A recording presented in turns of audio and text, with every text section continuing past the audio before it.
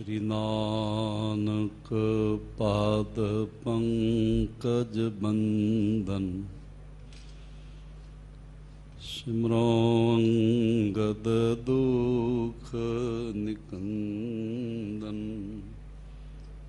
गुरु अमरदास जी हृदय नित त्यावों हृदय। श्री गुरु रामदास गुण गावों। श्री अर्जन बिघ्नन के नासक बिघ्नन। हर गोबिंद शुभ सुमत पर। श्री हर राय जी नमो कर जोरी नमो। श्री हर कृष्ण मनाओ बहो। गुरु तेग बहादुर साहिब जी परम कृपाला जी परम। श्री गुरु गोबिंद सिंह विशाला। धरों धरा पर पुन पुन सीसा जी पुन पुन सीसा। बंदों बार बार बार जगदीशा। जिसमें अमृत ज्ञान है माणक भगत राग। श्री गुरु ग्रंथ साहिब दुध बंदों कर अनुराग। एक ओंकारा सतगुरु तेह प्रसाद सच होए। वाहिगुरु जी की फतेह है। विघ्न विनाशन सोए। जय डिठे मन तेरी है। किलविख अंजन दूरे। सो क्यों विसरै माओ मैं जो रहा पर पूरे। सो क्यों विसरै माओ मैं जो रहा भरपूरे। इस कल दुख सतनाम श्री वाहिगुरु साहिब जी। इस थल जुद कुटुंब गुर आए। जिनके संग सुभट समुदाय। तज तज निज निज काज सिधाए। कह गुर दर्शह दौरत आए।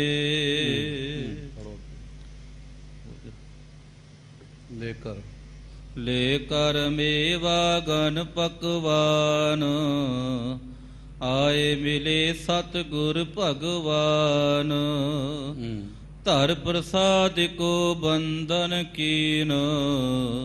हाथ जोर सिख भये अधीन। परम सन्मान आवर साहिब कमाल बारगाह इनायत के मालक। कलयुगी जीवों के उद्धार करता।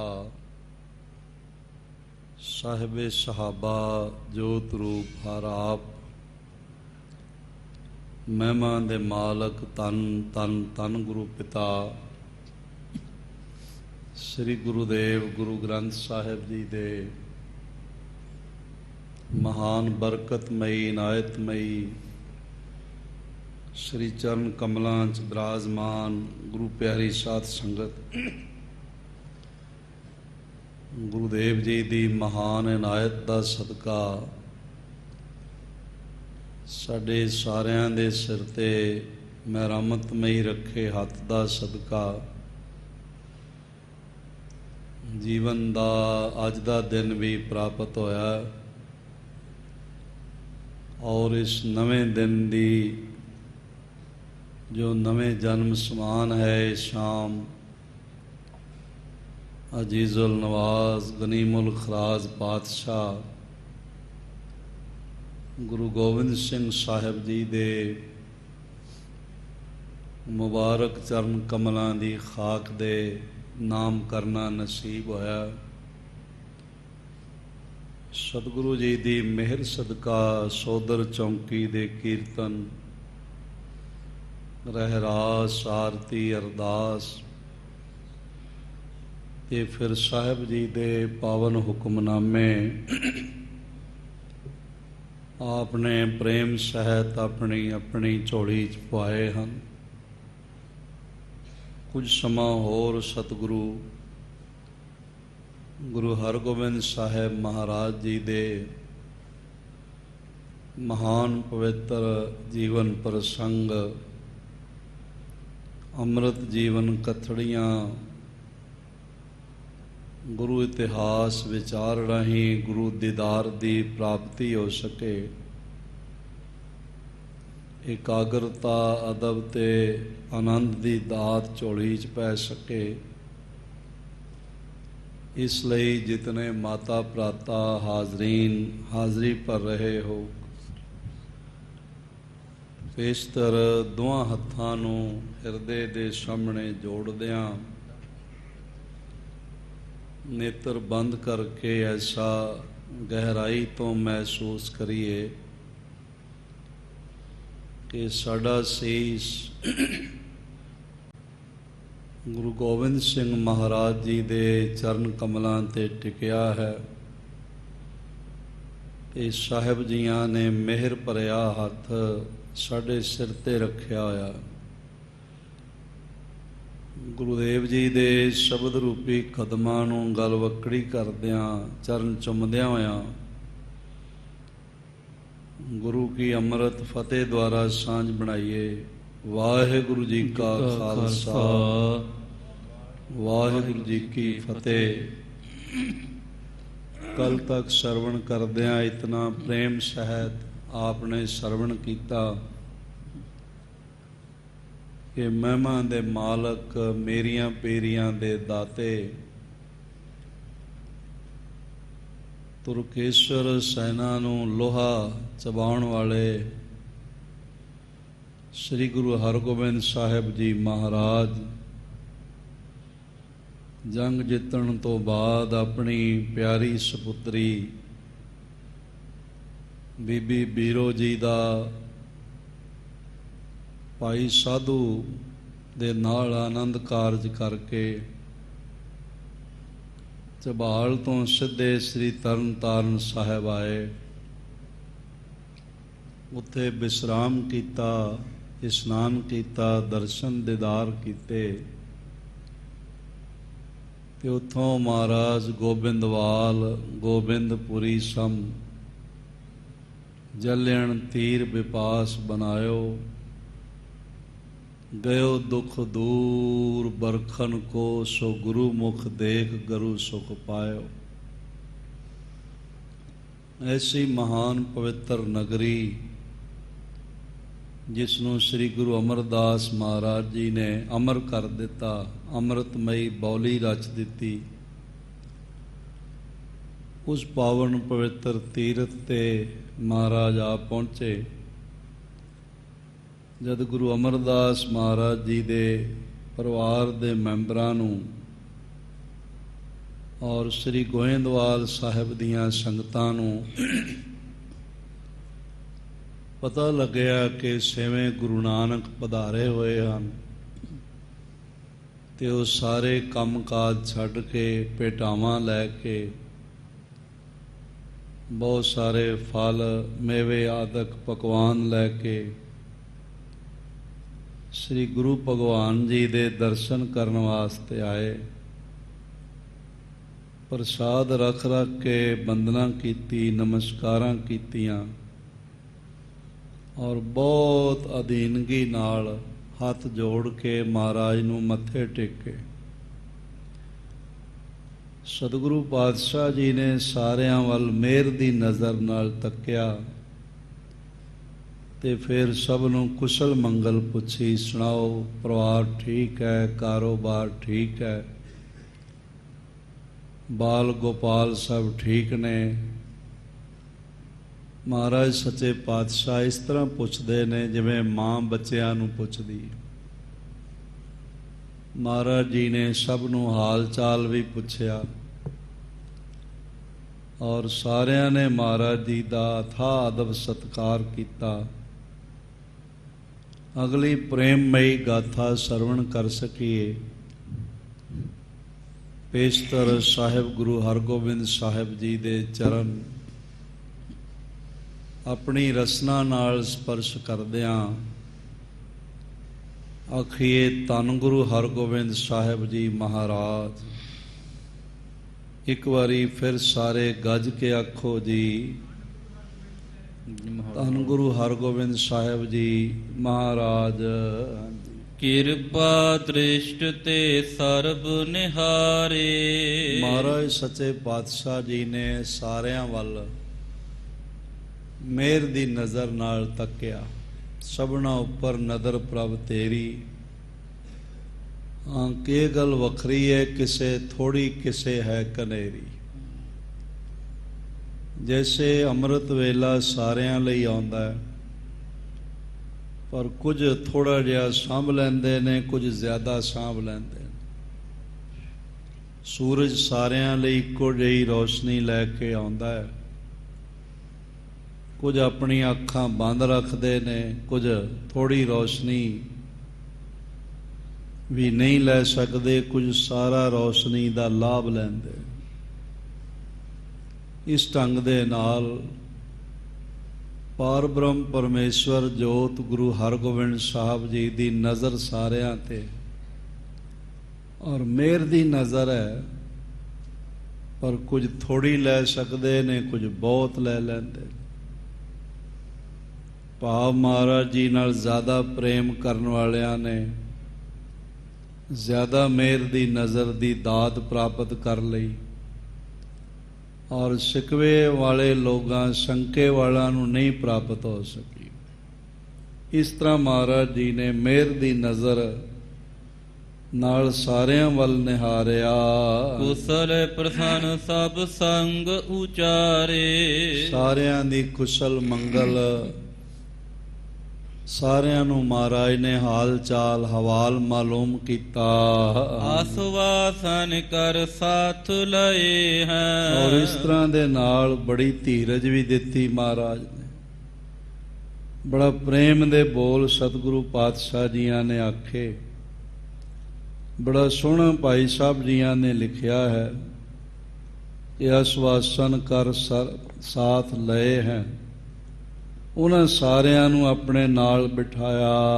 ਪ੍ਰਥਮ ਬਾਵਲੀ ਨਿਕਟ ਗਏ ਹੈ। ਤੇ ਫਿਰ ਨਾਲ ਲੈ ਕੇ ਸਭ ਤੋਂ ਪਹਿਲਾਂ ਮਹਾਰਾਜ ਆਖਣ ਲੱਗੇ, ਬਾਉਲੀ ਸਾਹਿਬ ਚੱਲਣਾ।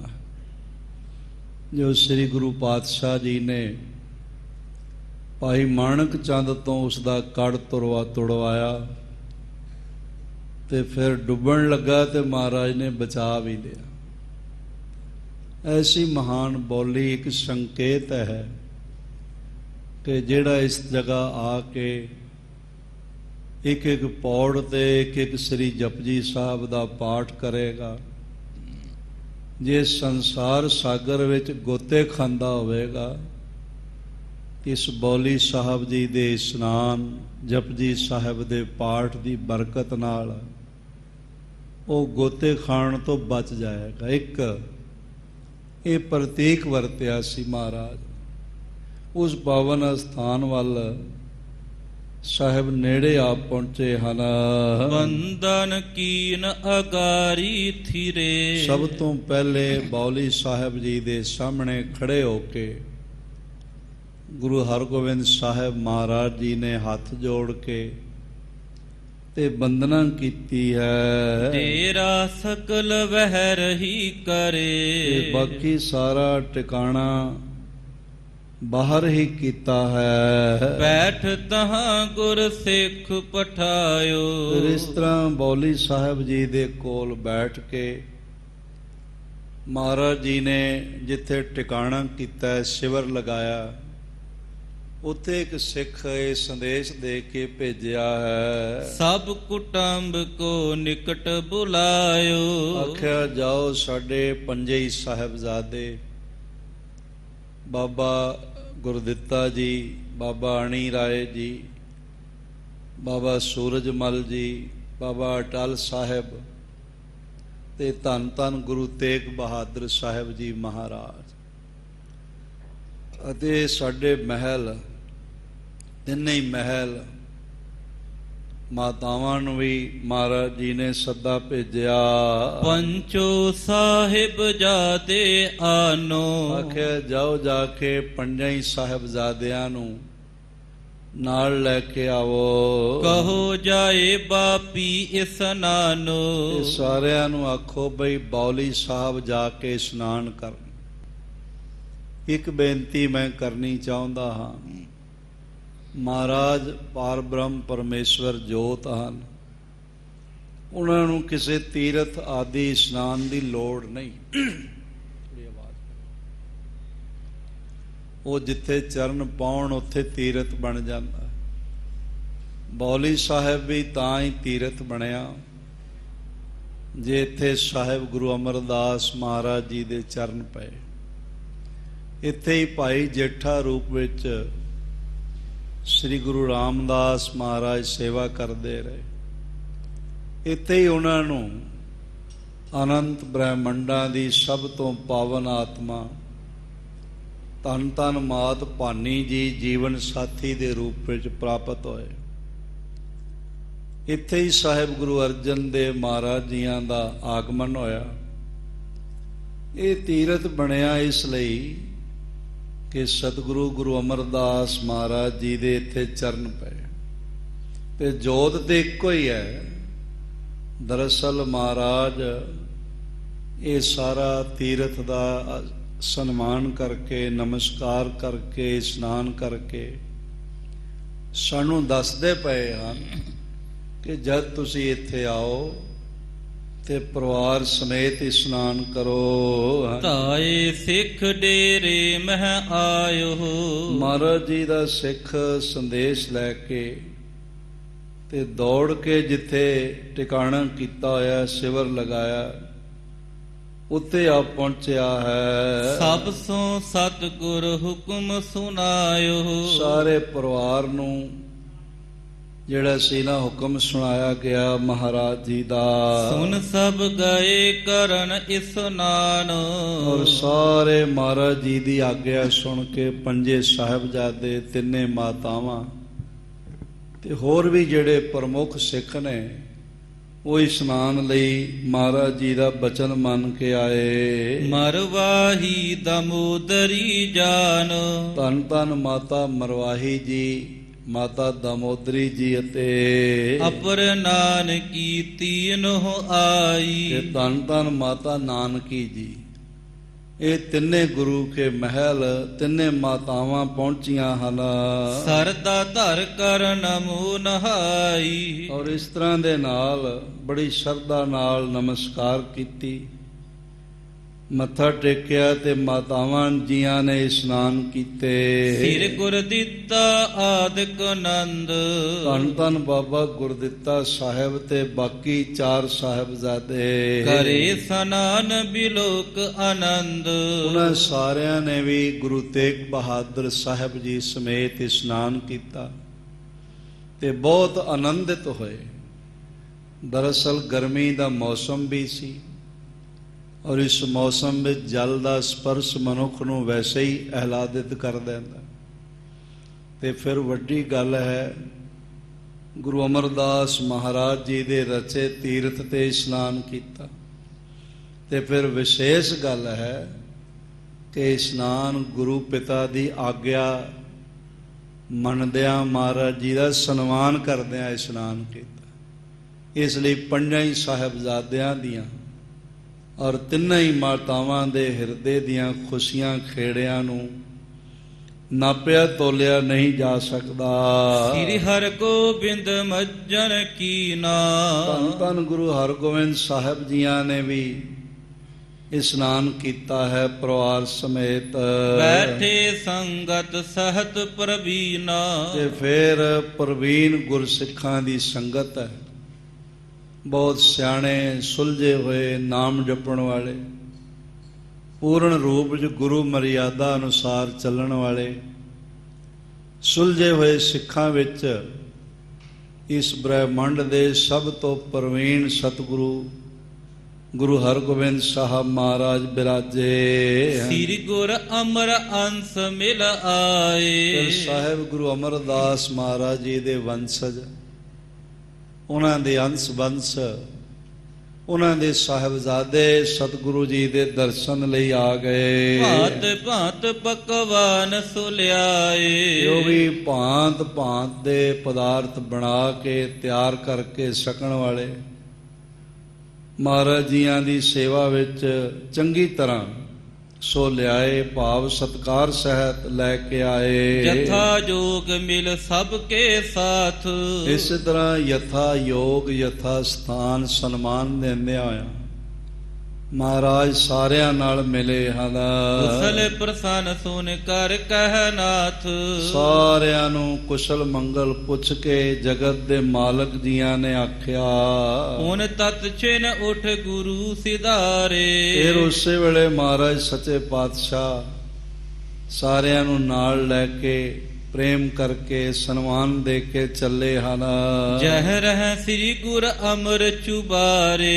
ਉਹ ਚੁਬਾਰਾ ਸਾਹਿਬ ਜਿੱਥੇ ਗੁਰੂ ਅਮਰਦਾਸ ਮਹਾਰਾਜ ਨਿਵਾਸ ਕਰਦੇ, ਮਹਾਰਾਜ ਜੀ ਦੇ ਨਿਵਾਸ ਦਾ ਸਥਾਨ ਗੁਰੂ ਅਮਰਦਾਸ ਜੀ ਦਾ ਘਰ, ਉਹ ਚੁਬਾਰਾ ਸਾਹਿਬ ਅਸਥਾਨ ਹੈ। ਸਨੈ ਸਨੈ ਪੁਰ ਅੰਤਰ ਗਏ। ਔਰ ਇਸ ਤਰ੍ਹਾਂ ਦੇ ਨਾਲ ਹੌਲੀ ਹੌਲੀ ਚੱਲਦਿਆਂ ਹੋਇਆ ਨਗਰ ਵਿੱਚ ਆ ਪਹੁੰਚੇ ਹਨ। ਦਰਸ਼ਨ ਜਾਏ ਕਰਤ ਤਬ ਪਾਏ। ਚੁਬਾਰਾ ਸਾਹਿਬ ਜੀ ਦੇ ਉਸ ਸਥਾਨ ਦੇ ਜਿੱਥੇ ਗੁਰੂ ਅਮਰਦਾਸ ਨਿਵਾਸ ਕਰਦੇ, ਜਿੱਥੇ ਜਾਏ ਬਹਿ ਮੇਰਾ ਸਤਿਗੁਰੂ, ਸੋ ਥਾਨ ਸੁਹਾਵਾ RAM ਰਾਜੇ, ਗੁਰ ਸਿੱਖੀ ਸੋ ਥਾਨ ਭਾਲਿਆ, ਲੈ ਧੂਰ ਮੁਖ ਲਾਵਾ। ਮਹਾਰਾਜ ਸੱਚੇ ਪਾਤਸ਼ਾਹ ਆਪ ਹੀ ਆਪਣੇ ਤੀਸਰੇ ਜਾਮੇ ਦੇ ਅਸਥਾਨ, ਨਿਵਾਸ ਅਸਥਾਨ, ਆਪਣੇ ਘਰ ਚੁਬਾਰਾ ਸਾਹਿਬ ਆਏ ਹਨ। ਕਰ ਬੰਧਨ ਰਜ ਮਸਤਕ ਲਾਈ। ਮਹਾਰਾਜ ਸੱਚੇ ਪਾਤਸ਼ਾਹ ਜੀ ਨੇ ਨਮਸਕਾਰ ਕੀਤੀ ਤੇ ਉਸ ਅਸਥਾਨ ਦੀ ਧੂੜ ਗੁਰੂ ਹਰਗੋਬਿੰਦ ਸਾਹਿਬ ਜੀ ਨੇ ਆਪਣੇ ਮਸਤਕ ਤੇ ਲਗਾਈ। ਦੇਖੋ ਸਤਕਾਰ ਕਰਕੇ ਦੱਸਦੇ ਪਏ ਭਈ ਗੁਰੂ ਅਸਥਾਨਾਂ ਤੇ ਇਸ ਤਰ੍ਹਾਂ ਜਾਈਦਾ ਹੈ, ਇਸ ਤਰ੍ਹਾਂ ਨਮਸਕਾਰ ਕਰੀਦੀ ਹੈ, ਪਰਿਕਰਮਾ ਕਰੀਦੀਆਂ ਨੇ ਤੇ ਚਰਨ ਧੂੜ ਮਸਤਕ ਤੇ ਲਾਈ ਦੀ ਹੈ। ਧਰਿਓ ਧਿਆਨ ਗੁਰ ਬਿਨੈ ਅਲਾਈ। ਔਰ ਇਸ ਤਰ੍ਹਾਂ ਦੇ ਨਾਲ ਸ੍ਰੀ ਗੁਰੂ ਅਮਰਦਾਸ ਮਹਾਰਾਜ ਜੀ ਦਾ ਧਿਆਨ ਕੀਤਾ ਔਰ ਇਸ ਤਰ੍ਹਾਂ ਪਾਵਨ ਬਚਨ ਰਸਨਾ ਤੋਂ ਆਖੇ ਹਟੇ ਗੁਰੂ ਨਵੇਸ ਕੋ ਆਏ। ਇਸ ਤਰ੍ਹਾਂ ਫਿਰ ਉੱਥੋਂ ਦਰਸ਼ਨ ਦੀਦਾਰ ਕਰਕੇ ਨਮਸਕਾਰ ਕਰਕੇ ਮਹਾਰਾਜ ਸੱਚੇ ਪਾਤਸ਼ਾਹ ਆਪਣੇ ਨਿਵਾਸ ਸਥਾਨ ਤੇ ਜਿੱਥੇ ਡੇਰਾ ਕੀਤਾ ਹੋਇਆ ਆਏ ਹਨ। ਬੈਠੇ ਬੜੋ ਦੀਵਾਨ ਲਗਾਏ। ਬਹੁਤ ਵੱਡਾ ਸੋਹਣਾ ਦੀਵਾਨ, ਉੱਚਾ ਸਿੰਘਾਸਣ ਮਹਾਰਾਜ ਜੀ ਦਾ ਲੱਗਿਆ ਹੋਇਆ। ਸੰਗਤਾਂ ਮੱਥੇ ਟੇਕ ਰਹੀਆਂ ਨੇ, ਦੁਆਲੇ ਦੁਆਲੇ ਬੈਠ ਰਹੀਆਂ ਨੇ ਤੇ ਮਹਾਰਾਜ ਸੋਹਣੇ ਦੀਵਾਨ ਤੇ ਬਿਰਾਜੇ ਹਨ। ਸਿੱਖ ਸੰਗਤ ਸਗਰੇ ਚਲ ਆਏ। ਮਹਾਰਾਜ ਜੀ ਦੇ ਤਮਾਮ ਸਿੱਖ ਸੰਗਤਾਂ ਜਿਨ੍ਹਾਂ ਜਿਨ੍ਹਾਂ ਨੂੰ ਪਤਾ ਲੱਗਾ ਉਹ ਸਾਰੇ ਨੇੜੇ ਨੇੜੇ ਆ ਪਹੁੰਚੇ ਹਨ ਦਰਸ਼ਨਾਂ ਲਈ। ਦਰਸ਼ਨ ਕਰ ਬੈਠੇ ਸਮੁਦਾਏ। ਵੱਡੀ ਗਿਣਤੀ ਵਿੱਚ ਮਹਾਰਾਜ ਜੀ ਦੇ ਦਰਸ਼ਨ ਕਰਕੇ ਨਮਸਕਾਰ ਕਰਕੇ ਚਰਨ ਕਮਲਾਂ ਵਿੱਚ ਬੈਠੇ ਹਨ। ਆਨੰਦ ਮੋਹਰੀ ਨਾਮ ਆਨੰਦ। ਬਾਬਾ ਮੋਹਰੀ ਜੀ ਦਾ ਸਪੁੱਤਰ ਜਿਨ੍ਹਾਂ ਦਾ ਨਾਮ ਆਨੰਦ ਹੈ, ਜਿਨ੍ਹਾਂ ਦੇ ਨਾਮ ਤੇ ਗੁਰੂ ਅਮਰਦਾਸ ਮਹਾਰਾਜ ਜੀ ਦੇ ਸਪੁੱਤਰੇ ਨੇ ਬਾਬਾ ਆਨੰਦ ਜੀ, ਜਿਨ੍ਹਾਂ ਦੇ ਨਾਮ ਤੇ ਆਨੰਦ ਸਾਹਿਬ ਦੀ ਬਾਣੀ ਵੀ। ਇਹ ਇਤਨਾ ਮਹਾਨ ਪਵਿੱਤਰ ਮਹਾਤਮਾ ਹੋਏ, ਬ੍ਰਹਮ ਗਿਆਨੀ ਹੋਏ ਕਿ ਸ੍ਰੀ ਗੁਰੂ ਹਰਗੋਬਿੰਦ ਸਾਹਿਬ ਮਹਾਰਾਜ ਜੀ ਨੇ ਇਹਨਾਂ ਵਾਸਤੇ ਜਦ ਕੀਰਤਪੁਰ ਆਪਣੇ ਨਿਵਾਸ ਕੀਤਾ ਤੇ ਸਤਿਗੁਰੂ ਜੀ ਨੇ ਆਪਣੀ ਪਾਲਕੀ ਭੇਜੀ ਸੀ, ਔਰ ਉਹ ਪਾਲਕੀ ਅਜੇ ਤੱਕ ਚੁਬਾਰਾ ਸਾਹਿਬ ਵਿਖੇ ਮੌਜੂਦ ਹੈ।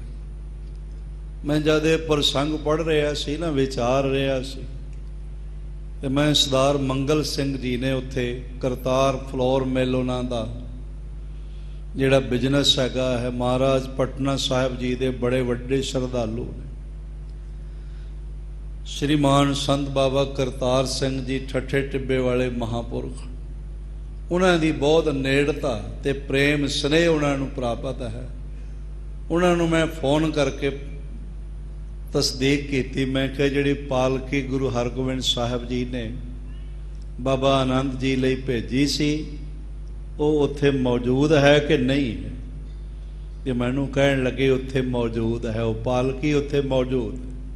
ਇਤਨਾ ਸਨਮਾਨ ਗੁਰੂ ਹਰਗੋਬਿੰਦ ਸਾਹਿਬ ਜੀ ਨੇ ਇਹਨਾਂ ਨੂੰ ਦਿੱਤਾ ਕਿ ਆਪ ਪਾਲਕੀ ਭੇਜੀ, ਆਖਿਆ ਕਹਾਰ ਭੇਜੇ, ਆਖਿਆ ਇਸ ਵਿੱਚ ਬੈਠ ਕੇ ਤੁਸੀਂ ਕੀਰਤਪੁਰ ਸਾਡੇ ਕੋਲ ਆਓ। ਇਤਨਾ ਵੱਡਾ ਮਹਾਂਪੁਰਖ ਸ੍ਰੀ ਗੁਰੂ ਅਮਰਦਾਸ ਮਹਾਰਾਜ ਜੀ ਦੀ ਕੁਲ ਦੇ ਬਾਬਾ ਆਨੰਦ ਜੀ ਹਨ। ਤਿਹ ਨੰਦਨ ਸੁੰਦਰ ਮਤਵੰਦ, ਉਹਨਾਂ ਦੇ ਸਪੁੱਤਰ ਨੇ ਬਾਬਾ ਸੁੰਦਰ ਜੀ। ਬਾਬਾ ਆਨੰਦ ਜੀ ਦੇ ਸਪੁੱਤਰ ਬਾਬਾ ਸੁੰਦਰ ਜੀ, ਇਹ ਵੀ ਬਹੁਤ ਵੱਡੀ ਤਪਸਵੀ ਆਤਮਾ, ਬ੍ਰਹਮ ਗਿਆਨ ਲਬਰੇਜ਼ ਹਿਰਦਾ, ਪਾਰ ਬ੍ਰਹਮ ਵਿੱਚ ਅਭੇਦ ਆਤਮਾ। ਇਹੀ ਕਾਰਨ ਹੈ ਕਿ ਇਹਨਾਂ ਦੀ ਬਾਣੀ ਸਦ ਜਿਸ ਦਾ ਨਾਮ ਹੈ, ਕਹਿ ਸੁੰਦਰ ਸੁਣੋ ਸੰਤੋ ਸਭ ਜਗਤ ਪੈਰੀ ਪਾਏ ਜੀ। ਗੁਰੂ ਗ੍ਰੰਥ ਸਾਹਿਬ ਮਹਾਰਾਜ ਜੀਆਂ ਵਿੱਚ ਬਾਬਾ ਸੁੰਦਰ ਜੀ ਦਾ ਸਦ, ਇਹ ਪਵਨ ਬਚਨ ਮੌਜੂਦ ਹੈ। ਜਿਸ ਨੇ ਸਦ ਬਣਾਏ ਬਖਾਨਾ, ਜਿਨ੍ਹਾਂ ਨੇ ਸਦ ਬਾਣੀ ਲਿਖੀ ਹੈ। ਸਦ ਦਾ ਮਤਲਬ ਹੈ ਆਵਾਜ਼, ਸੱਦਾ। ਜੋ ਪਵਨ ਬਾਣੀ ਗੁਰੂ ਗ੍ਰੰਥ ਸਾਹਿਬ ਜੀ ਚ ਦਰਜ ਹੈ। ਗੁਰੂ ਗ੍ਰੰਥ ਮੈਂ ਲਿਖਬੋ ਠਾਨਾ, ਤੇ ਮਹਾਰਾਜ ਗੁਰੂ ਅਰਜਨ ਦੇਵ ਜੀ ਨੇ ਇਹਨਾਂ ਦੀ ਰਚੀ ਹੋਈ ਬਾਣੀ ਸਦ ਨੂੰ ਗੁਰੂ ਗ੍ਰੰਥ ਸਾਹਿਬ ਵਿੱਚ ਦਰਜ ਕੀਤਾ ਹੈ। ਆਗੇ ਧਰ ਪ੍ਰਸਾਦ ਤੇ ਸਮੋ, ਇਹ ਬਾਬਾ ਸੁੰਦਰ ਜੀ ਨੇ ਵੱਡੇ ਥਾਲ ਵਿੱਚ ਮਹਾਰਾਜ ਜੀ ਵਾਸਤੇ ਪ੍ਰਸਾਦ ਲਿਆਂਦਾ ਹੈ, ਉੱਪਰੋਂ ਬੜੇ ਸੋਹਣੇ ਸਾਫ ਬਸਤਰ ਨਾਲ ਢੱਕ ਕੇ। ਭਾਵੇਂ ਸੇਵਕ ਇਹਨਾਂ ਦੇ ਘਰ ਬਤੇਰੇ, ਕੋਈ ਕਮੀ ਨਹੀਂ ਹੈ ਸੇਵਕ ਸੇਵਕਾਵਾਂ ਦੀ, ਪਰ ਇਹਨਾਂ ਨੇ ਥਾਲ ਆਪਣੇ ਸਿਰ ਤੇ ਰੱਖ ਕੇ ਜਦ ਮਹਾਰਾਜ ਗੁਰੂ ਹਰਗੋਬਿੰਦ ਸਾਹਿਬ ਜੀ ਦੇ ਗੋਇੰਦਵਾਲ ਸਾਹਿਬ ਵਧਾਰਨ ਦੀ ਖਬਰ ਪਹੁੰਚੀ, ਤੇ ਮੇਵੇ ਬਦਾਮ ਤੇ ਹੋਰ ਮਿਸ਼ਟਾਨ ਪ੍ਰਸਾਦ ਵੱਡਾ ਥਾਲ ਭਰ ਕੇ ਤੇ ਆਪਣੇ ਸਿਰ ਤੇ ਰੱਖ ਕੇ ਲੈ ਕੇ ਆਏ ਕਿ ਪਾਰ ਬ੍ਰਹਮ ਪਰਮੇਸ਼ਵਰ ਜੋਤ ਗੁਰੂ ਹਰਗੋਬਿੰਦ ਸਾਹਿਬ ਮਹਾਰਾਜ ਪਧਾਰੇ ਹੋਏ। ਇਸ ਤਰ੍ਹਾਂ ਸਨਮਾਨ ਨਾਲ ਇਹ ਮਹਾਰਾਜ ਜੀਆਂ ਵਾਸਤੇ ਪ੍ਰਸਾਦ ਲਿਆਏ ਤੇ ਮਹਾਰਾਜ ਜੀ ਦੇ ਚਰਨਾਂ ਵਿੱਚ ਰੱਖਿਆ।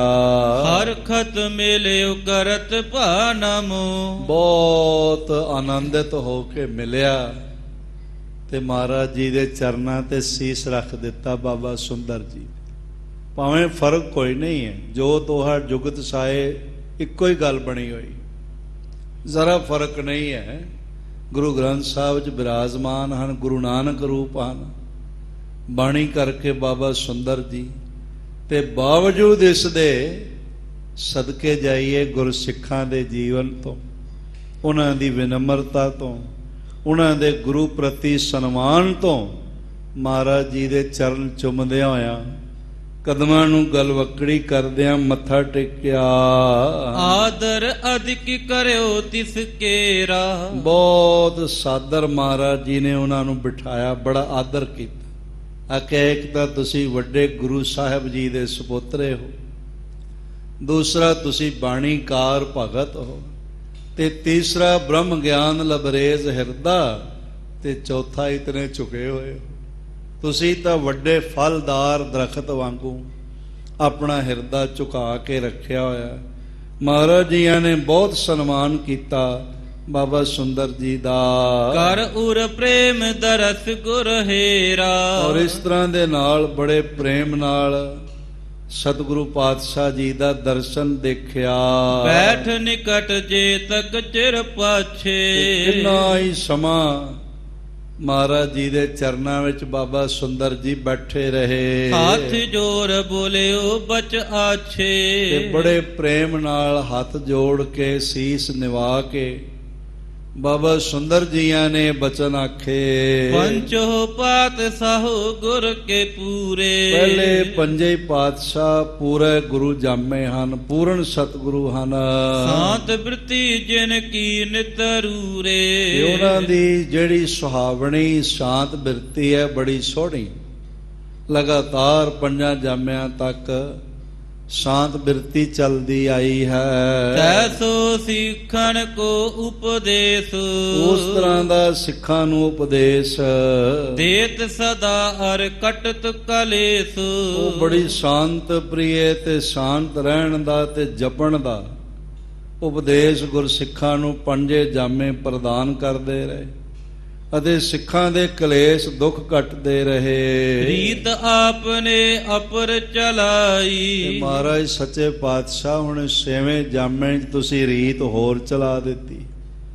ਇੱਕ ਮੈਂ ਗੁਜ਼ਾਰਿਸ਼ ਕਰਨਾ ਚਾਹੁੰਦਾ ਹਾਂ, ਇਹ ਸਵਾਲ ਬਾਬਾ ਸੁੰਦਰ ਜੀ ਦਾ ਨਹੀਂ ਹੋ ਸਕਦਾ, ਕਿਉਂਕਿ ਬਾਬਾ ਸੁੰਦਰ ਜੀ ਤੇ ਪਾਰਬ੍ਰਹਮ ਪਰਮੇਸ਼ਰ ਵਿੱਚ ਅਭੇਦ ਨੇ। ਉਹ ਜਾਣਦੇ ਨੇ ਕਿ ਗੁਰੂ ਹਰਗੋਬਿੰਦ ਸਾਹਿਬ ਮਹਾਰਾਜ ਆਪ ਪਰਮੇਸ਼ਰ ਨੇ। ਇਹ ਸਵਾਲ ਇਸ ਲਈ ਕੀਤਾ ਕਿਉਂਕਿ ਬਹੁਤਿਆ ਇਹ ਫੈਲਾਇਆ ਹੋਇਆ ਸੀ, ਪ੍ਰਿਥੀ ਚੰਦ ਮੀਣਿਆਂ ਆਦਿਕ ਵੱਲੋਂ ਇਹ ਗੱਲ ਫੈਲਾਈ ਹੋਈ ਸੀ। ਭਾਈ ਸਾਹਿਬ ਭਾਈ ਗੁਰਦਾਸ ਜੀ ਨੇ ਵੀ ਇਹਦਾ ਜ਼ਿਕਰ ਕੀਤਾ ਹੈ ਕਿ ਸਭ ਕੁਝ ਬਦਲ ਦਿੱਤਾ। ਮੀਣੇ ਕਹਿੰਦੇ ਰਹੇ ਪਾਤਸ਼ਾਹ ਘਰ ਆਮਦੇ ਗੜ ਚੜਿਆ ਪਾਤਸ਼ਾਹ ਚੜਾਇਆ। ਪਹਿਲੇ ਬਾਦਸ਼ਾਹ ਆ ਕੇ ਮੱਥੇ ਟੇਕਦੇ ਰਹੇ ਤੇ ਹੁਣ ਬਾਦਸ਼ਾਹ ਜਹਾਂਗੀਰ ਨੇ ਇਹਨਾਂ ਨੂੰ ਫੜ ਕੇ ਤੇ ਗਵਾਲੀਅਰ ਵਿੱਚ ਬੰਦ ਕਰ ਦਿੱਤਾ। ਕੁੱਤੇ ਰੱਖ ਸ਼ਿਕਾਰ ਖਿਲਾਇਆ। ਇਸ ਤਰ੍ਹਾਂ ਦਾ ਇਹਨਾਂ ਦਾ ਸੁਭਾਅ ਬਣ ਗਿਆ ਹੈ। ਪਹਿਲੇ ਮੰਜੀ ਢਾਹ ਕੇ ਬੈਠਦੇ ਸਨ ਤੇ ਹੁਣ ਇਹ ਦੌੜੇ ਫਿਰਦੇ ਨੇ ਇੱਧਰ ਉੱਧਰ। ਸਾਰਾ ਕੁਝ ਬਦਲ ਦਿੱਤਾ ਹੈ। ਇਹ ਸਵਾਲ ਲੋਕਾਂ ਦਾ ਹੈ ਤੇ ਉਹੀ ਸਵਾਲ ਮਹਾਰਾਜ ਜੀ ਕੋਲੋਂ ਕੀ ਜਵਾਬ ਮਿਲਦਾ ਹੈ, ਲੈਣ ਵਾਸਤੇ ਬਾਬਾ ਸੁੰਦਰ ਜੀ ਨੇ ਕੀਤਾ। ਇਹ ਪਹਿਲਾਂ ਭਗਤ ਕਾਲ ਵਿੱਚ ਵੀ ਹੋਇਆ, ਜਿਵੇਂ ਨਾਮਾ ਕਹੇ ਤਲੋਚਨਾ, ਉਹ ਸਵਾਲ ਹੈਗਾ ਹੈ। ਨਾਮਾ ਮਾਇਆ ਮੋਹਿਆ ਕਹੇ ਤਿਲੋਚਨ ਮੀਤ, ਕਾਹੇ ਸੀਪੇ ਸਾਇਲੇ RAM ਨਾ ਲਵ ਹੋ ਚੀਤ। ਜਦ ਕੁਝ ਲੋਕ ਨਾਮਦੇਵ ਜੀਆਂ ਕੋਲ ਆਉਣ ਲੱਗੇ, ਉਹਨਾਂ ਦੇ ਬਚਨ ਸੁਣ ਕੇ ਹਿਰਦਾ ਰੰਗਿਆ ਜਾਣ ਲੱਗਿਆ, ਪ੍ਰੇਮ ਨਾਲ ਹਿਰਦਾ ਭਰਦਾ ਗਿਆ। ਰੰਗਨ ਰੰਗੋਂ ਸੀਵਨ ਸੀਵੋ RAM ਨਾਮ ਬਿਨ ਘਰੀ ਨਾ ਜੀਵੋ। ਇਸ ਤਰ੍ਹਾਂ ਕਿਰਤਕਾਰ ਕਰਦਿਆਂ ਹਿਰਦਾ ਨਿਰੰਕਾਰ ਵਿੱਚ ਜੁੜਨ ਲੱਗ ਪਿਆ ਤੇ ਸਾਰੇ ਪਾਸੇ ਗੱਲ ਚੱਲ ਪਈ ਵੀ ਨਾਮਦੇਵ ਜੀ ਬੜੇ ਵੱਡੇ ਭਗਤ ਨੇ। ਟੁੱਟਿਆਂ ਹਿਰਦਿਆਂ ਨੂੰ ਜੋੜ ਦਿੰਦੇ ਨੇ। ਪਰ ਜਿਹੜੇ ਦੁਖੀ ਸਨ, ਪਖੰਡੀ, ਤਿਲਕ ਧਾਰੀ, ਗਲ ਮਾਲਾ ਪਾਈਆਂ ਹੋਈਆਂ, ਬੜਾ ਪਖੰਡ ਕਰਨ ਵਾਲੇ ਤੁਹਾਨੂੰ ਮਿਲ ਜਾਣਗੇ ਅੱਜ ਵੀ ਬਥੇਰੇ, ਜਿਹੜੇ ਬੜੇ ਐਨ ਮਾਸੂਮ ਬਣ ਕੇ ਫਿਰਦੇ ਨੇ, ਗਲ ਵਿੱਚ ਮਾਲਾ ਪਾਈਆਂ ਹੋਈਆਂ, ਬੜਾ ਵੇਸ ਬਣਾਇਆ ਹੋਇਆ, ਔਰ ਸੋਚਦੇ ਨੇ ਮੇਰੇ ਨਾਲੋਂ ਜ਼ਿਆਦਾ ਧਾਰਮਿਕ ਹੈ ਹੀ ਕੋਈ ਨਹੀਂ, ਤੇ ਅੰਦਰ ਪਖੰਡ ਹੁੰਦਾ ਹੈ। ਬਾਹਰ ਦਿਖਾਵਾ ਹੁੰਦਾ ਹੈ, ਭੇਖ ਦਿਖਾਏ ਜਗਤ ਕੋ ਲੋਗਨ ਕੋ ਬਸ ਕੀਨ, ਅੰਤ ਕਾਲ ਕਾਤੀ ਕਟਿਓ ਬਾਸ ਨਰਕ ਮੋਲੀ। ਇਹੋ ਜਿਹੇ ਜਿਹੜੇ ਚਤੁਰ ਸਨ, ਉਹਨਾਂ ਈਰਖਾ ਵਸ ਗੱਲ ਫੈਲਾ ਦਿੱਤੀ ਵੀ ਕਾਹਦਾ ਭਗਤ ਹੈ, ਸਾਰਾ ਦਿਨ ਤਾਂ ਦੁਕਾਨ ਤੇ ਬੈਠਾ ਰਹਿੰਦਾ, ਗਾਹਕਾਂ ਦੇ ਕੋਲੋਂ ਸਮਾਨ ਲੈਂਦਾ ਹੈ, ਕੱਪੜੇ ਲੈਂਦਾ ਹੈ, ਫਿਰ ਉਹ ਮੈਲੇ ਕੱਪੜੇ ਧੋਂਦਾ ਹੈ, ਫਿਰ ਧੋ ਕੇ ਉਹਨੂੰ ਰੰਗਦਾ ਹੈ, ਫਿਰ ਚਰਖ ਚੜਾਉਂਦਾ ਹੈ, ਤੇ ਫਿਰ ਨਾਮ ਕਿਹੜੇ ਵੇਲੇ ਜਪਦਾ ਹੈ। ਨਾਲੇ ਨੀਵੀਂ ਜਾਤ ਵਾਲਿਆਂ ਦਾ ਕੋਈ ਨਾਮ ਜਪਿਆ ਸਫਲ ਹੁੰਦਾ, ਐਵੇਂ ਭਗਤ ਬਣਿਆ ਫਿਰਦਾ ਹੈ। ਇਸੇ ਤਰ੍ਹਾਂ ਰਵਿਦਾਸ ਜੀ ਦਾ ਵੀ ਬਥੇਰਾ ਵਿਰੋਧ ਹੋਇਆ, ਪਰ ਭਗਤ ਭਗਤ ਜਗ ਵੱਜਿਆ, ਚੌ ਚੱਕਾਂ ਦੇ ਵਿੱਚ ਚਮਰੇਟਾ। ਕਬੀਰ ਜੀ ਦਾ ਵੀ ਵਿਰੋਧ ਹੋਇਆ, ਉੱਚੀ ਭਗਤ ਕੈਸੇ ਉਤਰਸ ਪਾਰਾ ਲੋਕਾਂ ਕਿਹਾ। ਇਸੇ ਤਰ੍ਹਾਂ ਮੈਂ ਅਰਜ਼ ਕਰਾਂ, ਜਦ ਇਹ ਸਵਾਲ ਲੋਕਾਂ ਦਾ ਹੀ ਭਗਤ ਜੀ ਤੇ ਭਗਤ ਤਰਲੋਚਨ ਜੀਆਂ ਨੇ ਕੀਤਾ। ਇਸ ਵਾਰਤਾਲਾਪ ਨੂੰ ਕਬੀਰ ਜੀ ਨੇ ਲਿਖਤੀ ਰੂਪ ਦਿੱਤਾ। ਬਾਣੀ ਇਹ ਕਬੀਰ ਜੀ ਦੀ ਹੈ। ਨਾਮਾ ਮਾਇਆ ਮੋਹਿਆ ਕਹੈ ਤਿਲੋਚਨ ਮੀਤ।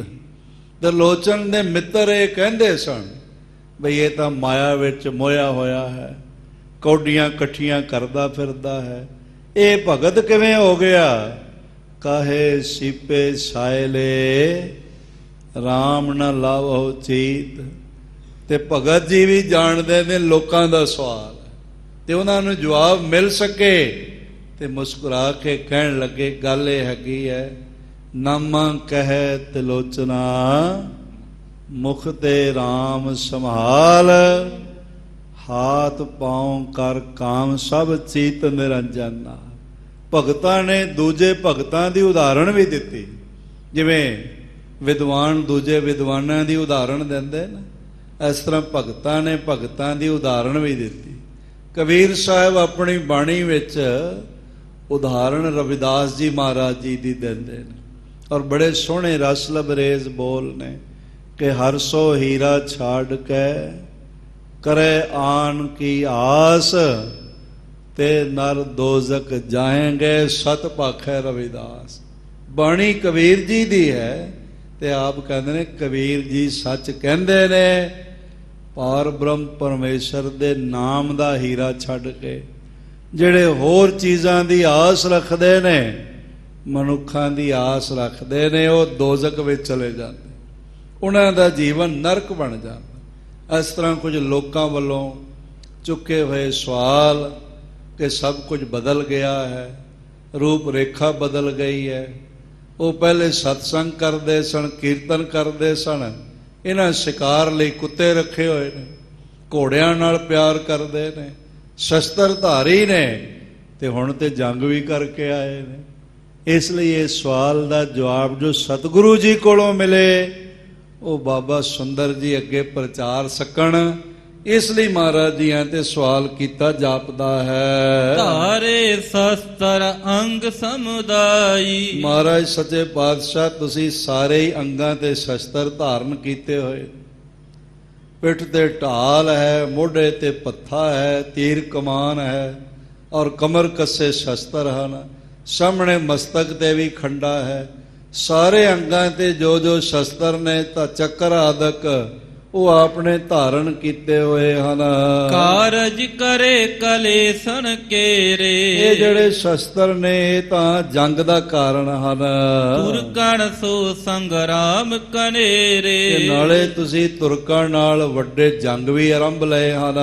ਹਮਨੇ ਸੁਨਿਓ ਸਾਦਲ ਭਾਰੋ। ਹੁਣ ਇਹ ਦੇਖੋ ਅਜੇ ਪਹਿਲਾ ਹੀ ਜੰਗ ਹੋਇਆ, ਪਰ ਸੰਗਰਾਮ ਘਨੇਰੇ ਇਹ ਆਉਣ ਵਾਲਾ ਸਾਰਾ ਸਮਾਂ ਬਾਬਾ ਸੁੰਦਰ ਜੀ ਨੂੰ ਦਿਖਦਾ ਪਿਆ।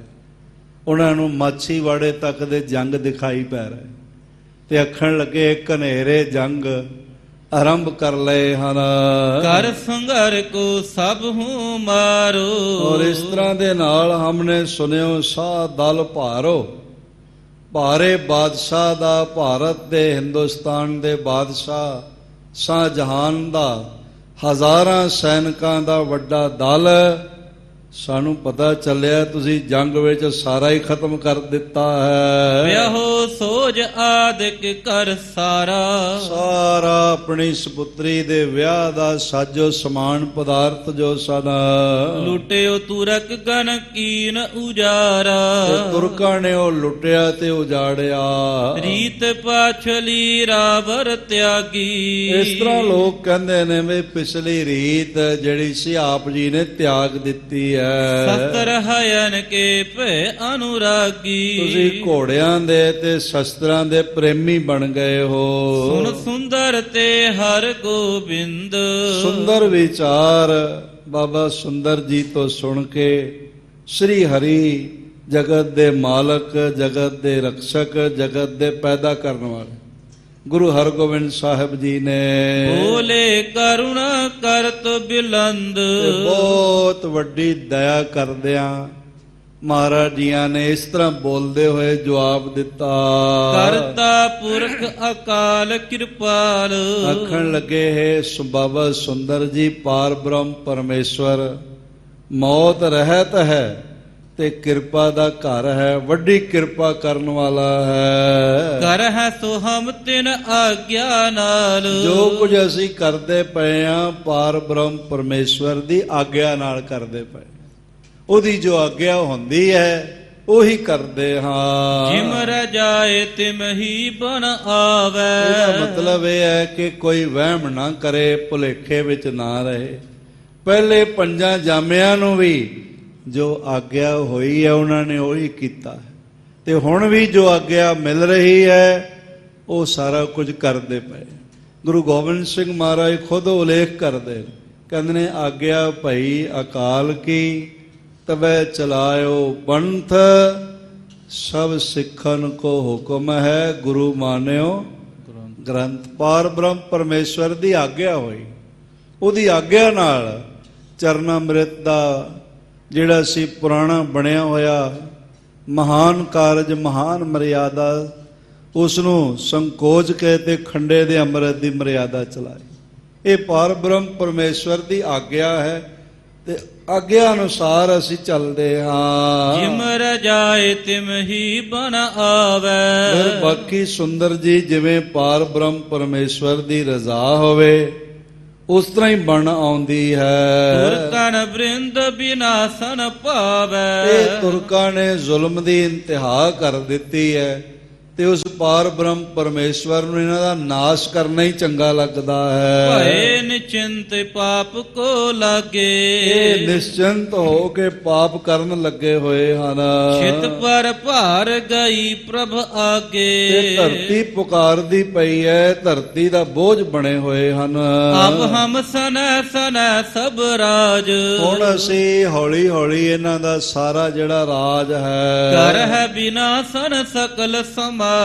ਸਾਰਾ ਇਹਨਾਂ ਦਾ ਸਾਜੋ ਸਮਾਨ ਰਾਜ ਭਾਗ ਨਾਸ਼ ਕਰ ਦੇਵਾਂਗੇ। ਨਿਜ ਸਿੱਖਿਆਨ ਕੋ ਸਗਰੋ ਦੇ ਹੈ। ਤੇ ਆਪਣੇ ਪਿਆਰੇ ਸਿੱਖਾਂ ਨੂੰ ਸਾਰਾ ਰਾਜ ਭਾਗ ਦੇ ਦੇਵਾਂ। ਹੁਣ ਇਹ ਜਿਹੜਾ ਮਹਾਰਾਜ ਜੀ ਦਾ ਬਚਨ ਹੈਗਾ ਹੈ, ਜੇ ਸਿੱਖ ਇਸ ਤੇ ਵਿਸ਼ਵਾਸ ਕਰੇਗਾ ਫਿਰ ਡੋਲੇਗਾ ਨਹੀਂ। ਮਹਾਰਾਜ ਨੇ ਸਾਰਾ ਰਾਜ ਭਾਗ, ਸਤਿਗੁਰੂ ਕਹਿੰਦੇ ਨੇ ਮੈਂ ਆਪਣੇ ਸਿੱਖਾਂ ਨੂੰ ਦੇਣਾ, ਦੇ ਦੇਣਾ ਹੈ। ਇਹੀ ਕਾਰਨ ਹੈ ਸਾਰੀ ਦੁਨੀਆ ਵਿੱਚ ਗੁਰੂ ਨਾਨਕ ਦੇ ਸਿੱਖਾਂ ਦਾ ਰਾਜ ਭਾਗ ਹੈ। ਕੈਨੇਡਾ ਵਰਗੇ ਮੁਲਕ ਦੇਖੋ, ਵੱਡੇ ਵੱਡੇ ਮਿਨਿਸਟਰ ਨੇ ਉੱਤੇ। ਮੈਂ ਅਰਜ਼ ਕਰਾਂ ਗੁਰਮੁਖ ਪਿਆਰੇ ਭਾਈ ਹਰਜੀਤ ਸਿੰਘ ਸੱਜਣ, ਉਹਨਾਂ ਦੇ ਪਿਤਾ ਕੁੰਦਨ ਸਿੰਘ ਜੀ ਸੱਜਣ ਮੇਰੇ ਨਾਲ ਸਵੇਰੇ ਰੋਜ਼ ਅੰਮ੍ਰਿਤ ਵੇਲੇ ਗੁਰਦੁਆਰਾ ਸਿੰਘ ਸਭਾ 132 ਸਟਰੀਟ ਤੇ ਆ ਕੇ ਜਾਪ ਕਰਦੇ ਰਹੇ ਘੰਟਾ, ਤੇ ਜਾਪ ਕਰਕੇ ਉਹਨਾਂ ਨੂੰ ਬਾਦਸ਼ਾਹੀ ਮਿਲੀ। ਵੱਡੀ ਮਿਹਰ ਗੁਰੂ ਦੀ ਪ੍ਰਾਪਤ ਹੋਈ ਔਰ ਇਸ ਢੰਗ ਦੇ ਨਾਲ ਸਾਰੀ ਦੁਨੀਆ ਵਿੱਚ ਸਿੱਖਾਂ ਦਾ ਰਾਜ ਹੈਗਾ, ਭਾਰਤ ਵਿੱਚ ਵੀ ਹੈਗਾ। ਤੁਸੀਂ ਦੇਖ ਲਵੋ, ਹੋਰ ਕਿਸੇ ਨੂੰ ਕਿਸੇ ਜਹਾਜ਼ ਵਿੱਚ ਸਵਾਰ ਹੋਣ ਲੱਗਿਆਂ ਇੱਕ ਨਹੁੰ ਕੱਟਣੀ ਵੀ ਲੈ ਕੇ ਜਾਣ ਦੀ ਆਗਿਆ ਨਹੀਂ। ਇਹ ਗੁਰੂ ਨਾਨਕ ਦਾ ਸਿੱਖ ਹੈ ਜਿਸ ਨੂੰ ਇਹ ਸਨਮਾਨ ਭਾਰਤ ਵਿੱਚ ਪ੍ਰਾਪਤ ਹੈ ਕਿ ਉਹ 9 ਇੰਚ ਦੀ ਸ੍ਰੀ ਸਾਹਿਬ ਲੈ ਕੇ ਬੇਅਟਕ ਜਿੱਥੋਂ ਮਰਜੀ, ਜਿਸ ਪੁਆਇੰਟ ਤੋਂ ਜਿਸ ਪੁਆਇੰਟ ਤੱਕ ਮਰਜੀ, ਸੋਹਣੀ ਦਸਤਾਰ ਸਜਾ ਕੇ ਤੇ ਸ੍ਰੀ ਸਾਹਿਬ ਉੱਪਰੋਂ ਦੀ ਪਾ ਕੇ ਤੇ ਹਵਾਈ ਸਫ਼ਰ ਕਰ ਸਕਦਾ। ਹੋਰ ਕਿਸੇ ਨੂੰ ਆਗਿਆ ਨਹੀਂ ਹੈ, ਨਾ ਕਿਸੇ ਹਿੰਦੂ ਨੂੰ, ਨਾ ਮੁਸਲਮਾਨ ਨੂੰ, ਨਾ ਕਿਸੇ ਹੋਰ ਨੂੰ।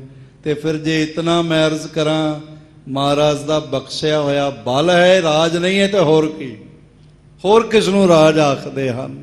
ਮੈਂ ਅਰਜ਼ ਕਰਨਾ ਚਾਹੁੰਦਾ ਹਾਂ, ਰਾਜ ਭਾਗ ਸਿੱਖਾਂ ਦੇ ਕਾਰੋਬਾਰ ਦੇਖੋ, ਸਿੱਖਾਂ ਦੀਆਂ ਪਦਵੀਆਂ ਦੇਖੋ, ਸਿੱਖਾਂ ਦੇ ਫਾਰਮ ਦੇਖੋ, ਸਿੱਖਾਂ ਦੀਆਂ ਬਿਜ਼ਨਸ ਕੰਪਨੀਆਂ ਦੇਖੋ, ਟਰਾਂਸਪੋਰਟਾਂ ਦੇਖੋ। ਜਿੱਧਰ ਦੇਖੋਗੇ ਗੁਰੂ ਨਾਨਕ ਨੂੰ ਗੁਰੂ ਦਾ ਬਖਸ਼ਿਆ ਹੋਇਆ ਰਾਜ ਹੀ ਪ੍ਰਾਪਤ ਹੈ। ਆਰਮੀ ਵਿੱਚ ਵੱਡੀਆਂ ਵੱਡੀਆਂ ਪਦਵੀਆਂ ਦੇਖੋ, ਜਿੱਧਰ ਦੇਖੋਗੇ ਗੁਰੂ ਨਾਨਕ ਦਾ ਸਿੱਖ ਤੁਹਾਨੂੰ ਰਾਜਾ ਹੀ ਮਿਲੇਗਾ। ਹੋਰ ਦੁਨੀਆ ਦੇ ਕਿਸੇ ਮਤ ਕੋਲ ਇੱਕ ਤਖਤ ਵੀ ਨਹੀਂ ਹੈਗਾ, ਜੇ ਹੈ ਤਾਂ ਦੱਸੋ।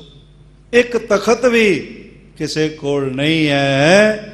ਇਹ ਗੁਰੂ ਨਾਨਕ ਦੇ ਸਿੱਖਾਂ ਦੀ ਅਟਲ ਬਾਦਸ਼ਾਹੀ ਹੈ। ਇੱਕ ਤਖਤ ਨਹੀਂ, ਗੁਰੂ ਨੇ ਸਿੱਖਾਂ ਨੂੰ 5 ਤਖਤ ਦਿੱਤੇ ਹੋਏ। ਇਹ ਬਾਦਸ਼ਾਹੀ ਨਹੀਂ ਤਾਂ ਹੋਰ ਕੀ ਹੈਗੀ, ਇਹ ਰਾਜ ਨਹੀਂ ਤਾਂ ਹੋਰ ਕੀ ਹੈਗਾ ਹੈ। ਮਹਾਰਾਜ ਕਹਿੰਦੇ ਮੈਂ ਸਿੱਖਾਂ ਨੂੰ ਰਾਜ ਦੇਵਾਂਗਾ। ਕਰ ਹੈ ਬਿਨਾਸਲ ਸਕਲ ਸਮਾਜ। ਔਰ ਇਹਨਾਂ ਦੁਸ਼ਟਾਂ ਦਾ, ਜ਼ਾਲਮਾਂ ਦਾ ਸਭ ਸਾਜੋ ਸਮਾਨ ਨਿਸ ਤੋਂ ਨਬੂਦ ਹੋਵੇਗਾ। ਨਿਜ ਸਿੱਕਿਆਨ ਕੋ ਸਗਰੋ ਦੈ। ਆਪਣੇ ਸਿੱਖਾਂ ਨੂੰ ਸਾਰਾ ਰਾਜ ਭਾਗ ਦੇਵਾਂਗੇ। ਚਲ ਹੈ ਕੁਚਾਲ ਤੁਰਕ ਸਭ ਛੈ। ਇਹ ਜਿਹੜੇ ਭੈੜੀ ਚਾਲ, ਅਧਰਮ ਚਾਲ ਚੱਲੇ ਹੋਏ ਨੇ, ਇਹਨਾਂ ਸਾਰਿਆਂ ਦੀ ਹਾਰ ਹੋਵੇਗੀ। ਇਸ ਹਿਤ ਹਮਨੇ ਆਯੁਧ ਧਾਰੇ। ਇਸ ਕਰਕੇ ਬਾਬਾ ਸੁੰਦਰ ਜੀ ਅਸੀਂ ਸ਼ਸਤਰ ਧਾਰਨ ਕੀਤੇ ਹਨ। ਪ੍ਰਥਮ ਪਇਓ ਰਣ ਰਿਪ ਗਣ ਮਾਰੇ। ਇਹ ਹੁਣੇ ਪਹਿਲਾ ਜੰਗ ਹੋਇਆ ਜਿਹਦੇ ਵਿੱਚ ਸਾਰੇ ਹੀ ਦੁਸ਼ਮਣ ਮਾਰੇ ਗਏ, ਹਮਲਾਵਰ ਖਤਮ ਹੋ ਗਏ ਹਨ। ਇੱਕ ਬਹੁਤ ਵੱਡਾ ਮਹਾਰਾਜ ਜੀਆਂ ਵੱਲੋਂ ਇਸ਼ਾਰਾ ਹੈ, ਜਿਵੇਂ ਪਹਿਲੇ ਜੰਗ ਵਿੱਚ ਵੱਡੀ ਵਿਜੈ ਸ਼੍ਰੀ ਪ੍ਰਾਪਤ ਹੋਈ ਹੈ, ਭਾਵੇਂ ਕਿੰਨੇ ਜੰਗ ਹੋਵਣ ਮੈਂ ਆਪਣੇ ਸਿੱਖਾਂ ਨੂੰ ਸਦਾ ਜਿੱਤ ਦਿਵਾਵਾਂਗਾ, ਹਾਰਨਗੇ ਨਹੀਂ ਕਦੀ। ਅੱਜ ਤੱਕ ਤੁਸੀਂ ਦੇਖ ਲਓ, ਇੱਕ ਖਾਲਸਾ ਸੀ ਜਨਰਲ ਜਗਜੀਤ ਸਿੰਘ ਅਰੋੜਾ, 90,000 ਤੋਂ ਜ਼ਿਆਦਾ ਪਾਕਿਸਤਾਨ ਦੇ ਸਨਦਬੱਧ ਸੈਨਿਕ ਜਗਜੀਤ ਸਿੰਘ ਅਰੋੜਾ ਦੇ ਸਾਹਮਣੇ ਗੋਡੇ ਟੇਕਦੇ ਦਿਖਾਈ ਪਏ। ਇਹ ਜਿੱਤ ਨਹੀਂ ਹੈ ਤਾਂ ਹੋਰ ਕੀ ਹੈ। ਭਾਵੇਂ ਕੋਈ ਕੁਝ ਆਖੀ ਜਾਵੇ, ਗੁਰੂ ਪਾਤਸ਼ਾਹ ਦੀ ਮਿਹਰ ਹੈ, ਗੁਰੂ ਪਾਤਸ਼ਾਹ ਦੀ ਅਸੀਸ ਹੈ, ਗੁਰੂ ਪਾਤਸ਼ਾਹ ਅੰਗ ਸੰਗ ਨੇ। ਗੁਰੂ ਨਾਨਕ ਦਾ ਸਿੱਖ ਜਿਸ ਮੋਰਚੇ 'ਚ ਵੀ ਹੋਵੇਗਾ, ਦੁਨੀਆ ਦੇ ਜਿਸ ਖਿੱਤੇ ਵਿੱਚ ਹੋਵੇਗਾ, ਜੇ ਨਿਤਨੇਮ ਨਾਲ ਜੁੜਿਆ ਰਿਹਾ, ਜੇ ਸਤਸੰਗ ਨਾਲ ਜੁੜਿਆ ਰਿਹਾ, ਜੇ ਗੁਰੂ ਦੀ ਬਖਸ਼ੀ ਰਹਿਤ ਮਰਿਆਦਾ ਨਾਲ ਜੁੜਿਆ ਰਿਹਾ, ਤੇ ਫੇਰ ਸੰਸਾਰ ਤੇ ਇਸ ਦੀ ਝੋਲੀ 'ਚ ਹਾਰ ਕਦੇ ਨਹੀਂ ਪਵੇਗੀ, ਇਹਨੂੰ ਜਿੱਤ ਹੀ ਪ੍ਰਾਪਤ ਹੋਵੇ। ਕਿਉਂਕਿ ਜਿੱਤ ਸਤਿਗੁਰੂ ਪਾਤਸ਼ਾਹ ਨੇ ਆਪ ਆਪਣੇ ਸਿੱਖ ਨੂੰ ਝੋਲੀ 'ਚ ਪਾ ਕੇ ਨਿਵਾਜਿਆ ਹੋਇਆ ਹੈ। ਪ੍ਰਥਮ ਪਇਓ ਰਣ ਰਿਪ ਗਣ ਮਾਰੇ। ਆਖਣ ਲੱਗੇ ਪਹਿਲਾ ਹੀ ਜੰਗ ਹੋਇਆ ਤੇ ਸਾਰੇ ਹੀ ਖਤਮ ਹੋ ਗਏ ਜਿੰਨੇ ਚੜ ਕੇ ਆਏ। ਇਹ ਬਚਨ ਇੱਥੇ ਢੁਕਦਾ ਹੈ ਕਿ ਅੜੇ ਸੋ ਝੜੇ, ਸ਼ਰਨ ਪੜੇ ਸੋ ਤਰੇ। ਸਤਿਗੁਰੂ ਪਾਤਸ਼ਾਹ ਮਿਹਰਾਂ ਕਰ ਦੇਵਣ।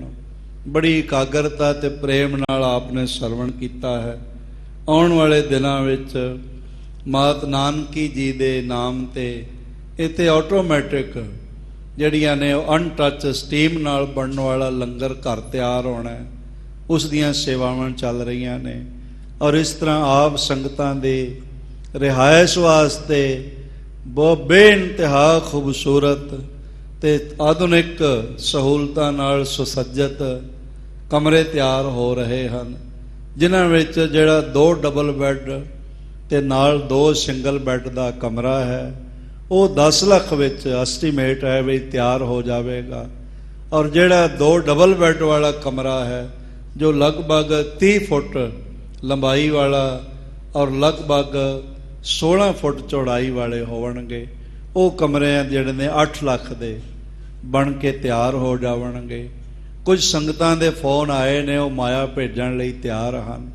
ਔਰ ਹੋਰ ਵੀ ਸੰਗਤਾਂ ਨੂੰ ਤਖਤ ਸਾਹਿਬ ਵੱਲੋਂ ਦਾਸ ਜਿਹੜਾ ਹੈ ਉਹ ਸੂਚਿਤ ਕਰਨਾ ਚਾਹੁੰਦਾ ਹੈ ਕਿ ਹੁਣ ਇਹ ਕੁੰਭ ਲੱਗਿਆ ਹੋਇਆ ਸੇਵਾ ਦਾ, ਤੁਸੀਂ ਸੇਵਾ ਭੇਜ ਕੇ ਗੁਰੂ ਗੋਬਿੰਦ ਸਿੰਘ ਮਹਾਰਾਜ ਜੀ ਦੇ ਖਾਤਿਆਂ ਵਿੱਚ ਪਾ ਕੇ ਤੇ ਸਾਹਿਬ ਦੀਆਂ ਖੁਸ਼ੀਆਂ ਪ੍ਰਾਪਤ ਕਰੋ।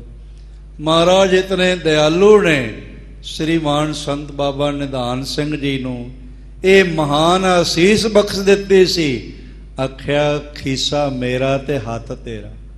ਕਿਉਂਕਿ ਉਹਨਾਂ ਨੂੰ ਪਤਾ ਹੈ ਇਹਨਾਂ ਆਪਣੇ ਹੱਥ ਲਈ ਮੇਰੇ ਵਾਸਤੇ ਹੀ ਵਰਤਣਾ ਹੈ। ਇਸ ਤਰ੍ਹਾਂ ਮਹਾਰਾਜ ਦੀ ਮਿਹਰ ਉਹਨਾਂ ਸੇਵਕਾਂ ਤੇ ਬਣ ਜਾਂਦੀ ਹੈ ਜਿਹੜੇ ਸਤਿਗੁਰੂ ਜੀ ਦੇ ਘਰ ਸੇਵਾ ਵਿੱਚ ਆਪਣਾ ਹਿੱਸਾ ਪ੍ਰਾਪਤ ਕਰਦੇ ਹਨ। ਕਾਫੀ ਸੰਗਤਾਂ ਦੇ ਫੋਨ ਕਾਲ ਆ ਰਹੀਆਂ ਹਨ ਔਰ ਸਾਰਿਆਂ ਨੂੰ ਬੇਨਤੀ ਹੈ ਵੱਧ ਚੜ ਕੇ ਮਾਇਆ ਵੀ ਭੇਜੋ। ਕਣਕ ਦੀ ਜੋ ਲੰਗਰਾਂ ਵਾਸਤੇ ਹੈ ਉਹ ਵੀ ਸੇਵਾ ਚੱਲਦੀ ਪਈ ਹੈ। ਅੱਜ ਭਾਈ ਜੀ ਗੁਰੂ ਵਾਹਿਗੁਰੂ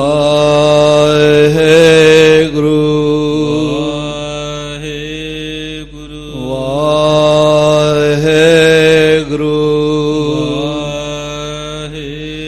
ਵਾਹਿਗੁਰੂ